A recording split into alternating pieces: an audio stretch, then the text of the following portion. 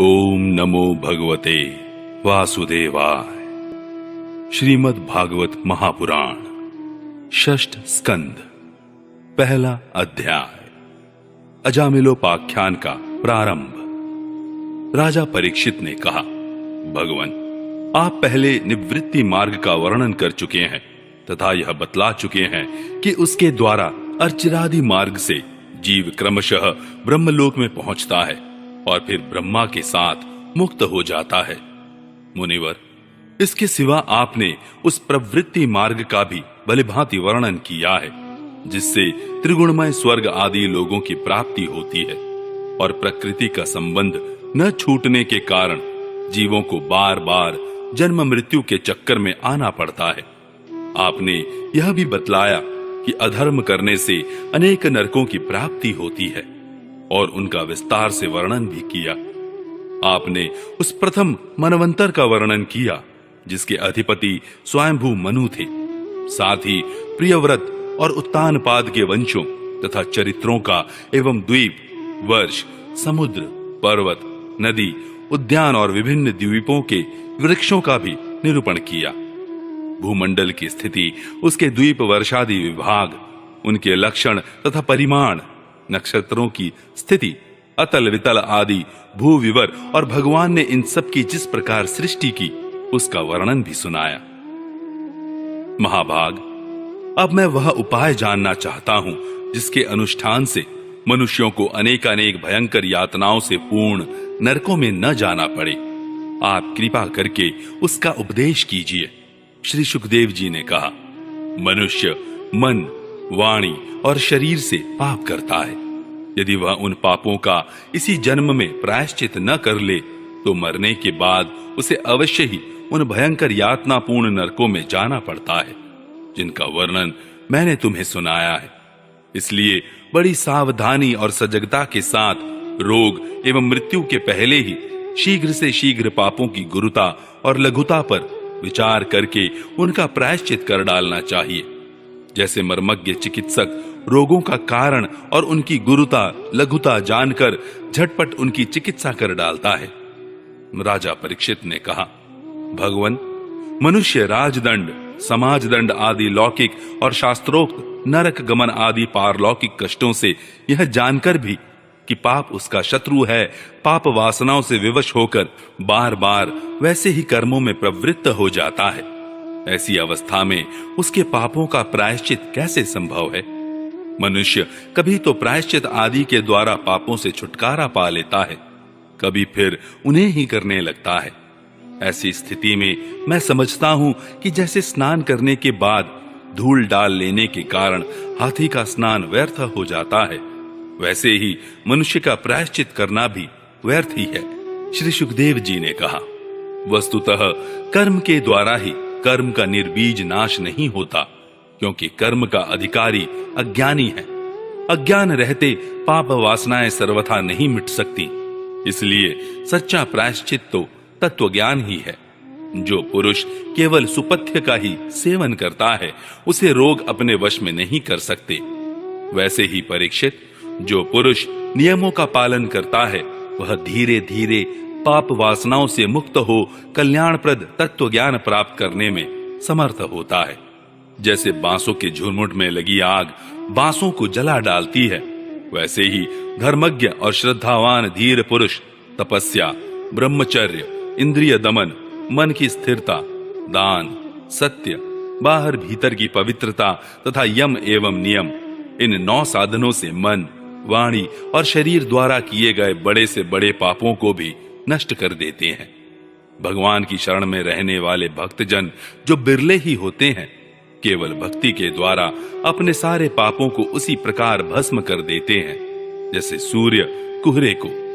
परीक्षित, पापी पुरुष की जैसी शुद्धि भगवान को आत्मसमर्पण करने से और उनके भक्तों का सेवन करने से होती है, वैसी तपस्या आदि के द्वारा नहीं होती।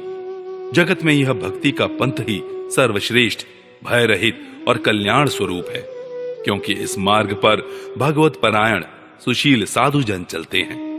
परीक्षित, जैसे शराब से भरे घड़े को नदियां पवित्र नहीं कर सकती, वैसे ही बड़े बड़े प्रायश्चित बार बार किए जाने पर भी भगवद विमुख मनुष्य को पवित्र करने में असमर्थ है।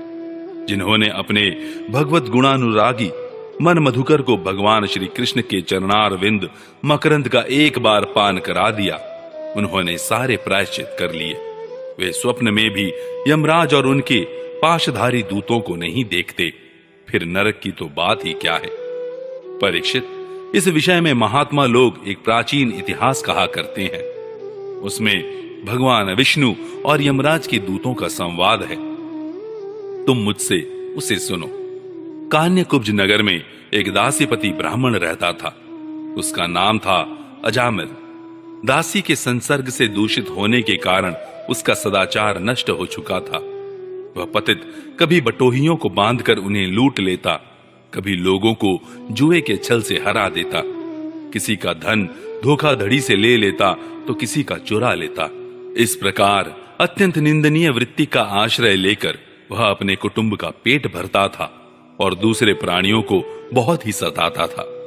परीक्षित, इसी प्रकार वह वहां रहकर दासी के बच्चों का लालन पालन करता रहा। इस प्रकार उसकी आयु का बहुत बड़ा भाग 88 वर्ष बीत गया। बूढ़े अजामिल के 10 पुत्र थे। उनमें सबसे छोटे का नाम था नारायण। माँ बाप उससे बहुत प्यार करते थे। वृद्ध अजामिल ने अत्यंत मोह के कारण अपना संपूर्ण हृदय अपने बच्चे नारायण को सौंप दिया था। वह अपने बच्चे की तोतली बोली सुन सुनकर तथा बाल सुलभ खेल देख देख कर फूला नहीं समाता था। अजामिल बालक के स्नेह बंधन में बंध गया था। जब वह खाता तब उसे भी खिलाता, जब पानी पीता तो उसे भी पिलाता। इस प्रकार वह अतिशय मूढ़ हो गया था। उसे इस बात का पता ही न चला कि मृत्यु मेरे सिर पर आ पहुंची है। वह मूर्ख इसी प्रकार अपना जीवन बिता रहा था कि मृत्यु का समय आ पहुंचा। अब वह अपने पुत्र बालक नारायण के संबंध में ही सोचने विचारने लगा। इतने में ही अजामिल ने देखा कि उसे ले जाने के लिए अत्यंत भयावने 3 यमदूत आए हैं। उनके हाथों में फांसी है, मुंह टेढ़े टेढ़े हैं और शरीर के रोए खड़े हुए हैं। उस समय बालक नारायण वहां से कुछ दूरी पर खेल रहा था। यमदूतों को देखकर अजामिल अत्यंत व्याकुल हो गया और उसने बहुत ऊंचे स्वर से पुकारा, नारायण। भगवान के पार्षदों ने देखा कि यह मरते समय हमारे स्वामी भगवान नारायण का नाम ले रहा है, उनके नाम का कीर्तन कर रहा है, अतः वे बड़े वेग से झटपट वहां आ पहुंचे। उस समय यमराज के दूत दासीपति अजामिल के शरीर में से उसके सूक्ष्म शरीर को खींच रहे थे। विष्णु दूतों ने उन्हें बलपूर्वक रोक दिया। उनके रोकने पर यमराज के दूतों ने उनसे कहा, अरे धर्मराज की आज्ञा का निषेध करने वाले तुम लोग हो कौन? तुम किसके दूत हो? कहां से आए हो और इसे ले जाने से हमें क्यों रोक रहे हो? क्या तुम लोग कोई देवता, उपदेवता अथवा सिद्ध श्रेष्ठ हो? हम देखते हैं कि तुम सब लोगों के नेत्र कमल दल के समान कोमलता से भरे हैं। तुम पीले पीले रेशमी वस्त्र पहने हो, तुम्हारे सिर पर मुकुट, कानों में कुंडल और गले में कमल के हार लहरा रहे हैं। सबकी नई अवस्था है, सुंदर सुंदर 4 भुजाएं हैं। सभी के कर कमलों में धनुष, तरकस, तलवार, गदा, शंख, चक्र, कमल आदि सुशोभित हैं। तुम लोगों की अंग कांति से दिशाओं का अंधकार और प्राकृत प्रकाश भी दूर हो रहा है। हम धर्मराज के सेवक हैं, हमें तुम लोग क्यों रोक रहे हो? श्री सुखदेव जी कहते हैं, परीक्षित, जब यमदूतों ने इस प्रकार कहा तब भगवान नारायण के आज्ञाकारी पार्षदों ने हंसकर मेघ के समान गंभीर वाणी से उनके प्रति यों कहा।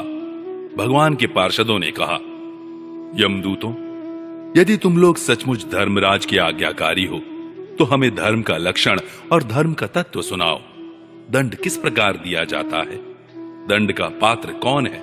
मनुष्यों में सभी पापाचारी दंडनीय हैं अथवा उनमें से कुछ ही? यमदूतों ने कहा, वेदों ने जिन कर्मों का विधान किया है वे धर्म है और जिनका निषेध किया है वे अधर्म है। वेद स्वयं भगवान के स्वरूप हैं, वे उनके स्वाभाविक श्वास प्रश्वास एवं स्वयं प्रकाश ज्ञान है, ऐसा हमने सुना है। जगत के रजोमय, सत्वमय और तमोमय सभी पदार्थ, सभी प्राणी अपने परम आश्रय भगवान में ही स्थित रहते हैं। वेद ही उनके गुण, नाम, कर्म और रूप आदि के अनुसार उनका यथोचित विभाजन करते हैं। जीव शरीर अथवा मनोवृत्तियों से जितने कर्म करता है उसके साक्षी रहते हैं सूर्य, अग्नि, आकाश, वायु, इंद्रियां, चंद्रमा, संध्या, रात, दिन, दिशाएं, जल, पृथ्वी, काल और धर्म। इनके द्वारा अधर्म का पता चल जाता है और तब दंड के पात्र का निर्णय होता है। पाप कर्म करने वाले सभी मनुष्य अपने अपने कर्मों के अनुसार दंडनीय होते हैं। निष्पाप पुरुषों, जो प्राणी कर्म करते हैं उनका गुणों से संबंध रहता ही है, इसीलिए सभी से कुछ पाप और कुछ पुण्य होते ही हैं और देहवान होकर कोई भी पुरुष कर्म किए बिना रह ही नहीं सकता। इस लोक में जो मनुष्य जिस प्रकार का और जितना अधर्म या धर्म करता है वह परलोक में उसका उतना और वैसा ही फल भोगता है।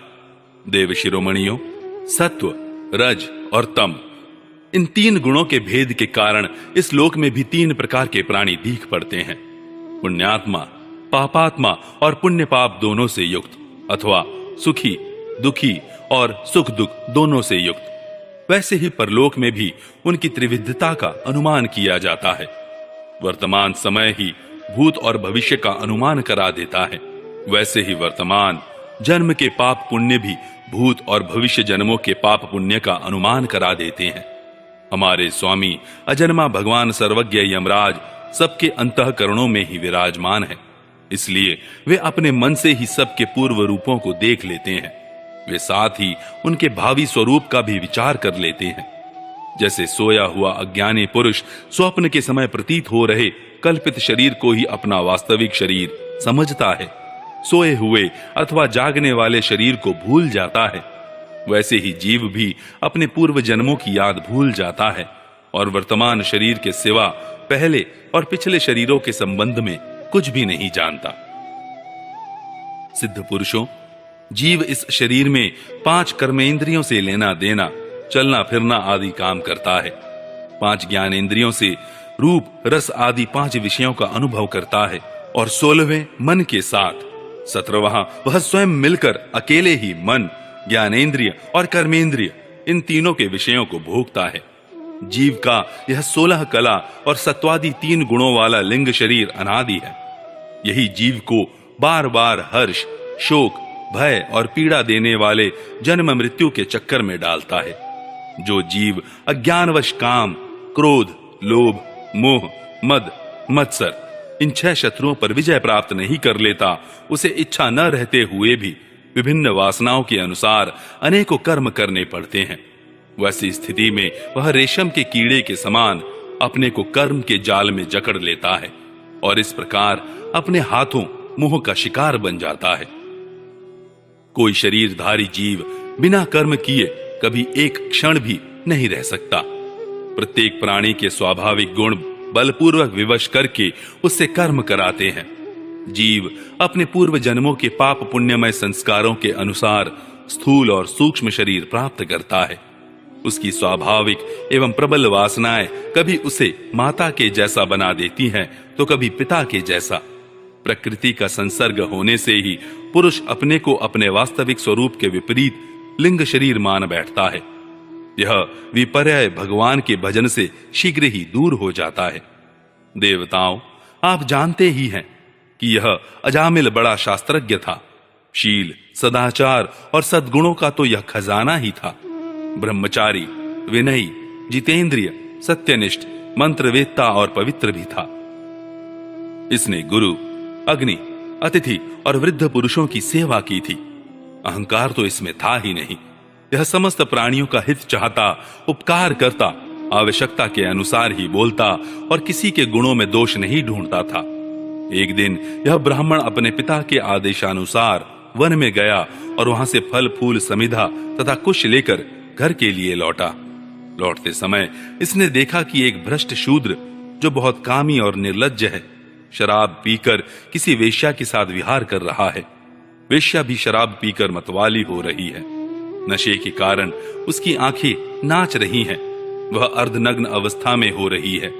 वह शूद्र उस वेश्या के साथ कभी गाता, कभी हंसता और कभी तरह तरह की चेष्टाएं करके उसे प्रसन्न करता है।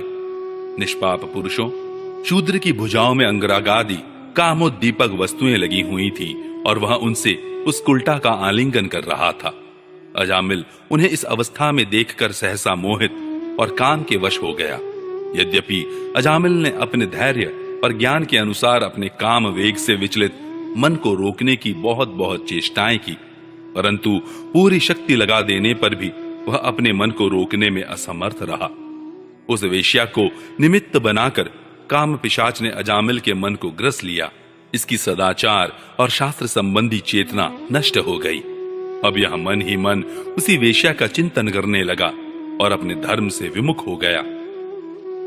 अजामिल सुंदर सुंदर वस्त्र आभूषण आदि वस्तुएं जिनसे वह प्रसन्न होती ले आता, यहां तक कि इसने अपने पिता की सारी संपत्ति देकर भी उसी कुल्टा को रिझाया।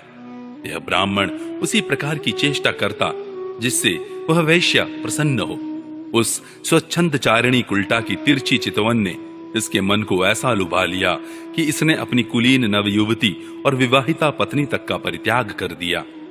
इसके पाप की भी भला कोई सीमा है। यह कुबुद्धि न्याय से अन्याय से जैसे भी जहां कहीं भी धन मिलता वहीं से उठा लाता। उस वेश्या के बड़े कुटुंब का पालन करने में ही यह व्यस्त रहता। इस पापी ने शास्त्राज्ञा का उल्लंघन करके स्वच्छंद आचरण किया है। यह सत्पुरुषों के द्वारा निंदित है। इसने बहुत दिनों तक वेश्या के मल समान अपवित्र अन्न से अपना जीवन व्यतीत किया है। इसका सारा जीवन ही पापमय है। इसने अब तक अपने पापों का कोई प्रायश्चित भी नहीं किया है। इसलिए अब हम इस पापी को दंडपाणी भगवान यमराज के पास ले जाएंगे। वहां यह अपने पापों का दंड भोग कर शुद्ध हो जाएगा।